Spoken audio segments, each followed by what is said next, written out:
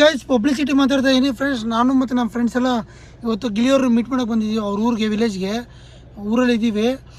ಊರೇ ಅದು ದಡಕ್ಪುರ್. ನಾವು ವರ್ಷದಿಂದ ಅವ್ರು ನೋಡ್ತಾ ಇದ್ದೆ, ಕಾಮಿಡಿ ಶೋಗಳೆಲ್ಲ ನೋಡ್ಕೊಂಡು ಬರ್ತಾ ಇದ್ದೆ. ಇವಾಗ ಅವ್ರನ್ನ ಬಿಗ್ ಬಾಸ್ ಅಲ್ಲಿ ನೋಡಿ ತುಂಬಾ ನಾನು ಫ್ಯಾನ್ ಆಗ್ಬಿಟ್ಟೆ, ಡೈರೆಕ್ಟ್ ಫ್ಯಾನ್ ಆಗ್ಬಿಟ್ಟೆ. ತುಂಬಾ ಖುಷಿ ಆಯ್ತು. ಅದನ್ನ ನೋಡೋದಂತ ಹೊಸಕೋಟೆಯಿಂದ ಬಂದಿದ್ದೀನಿ.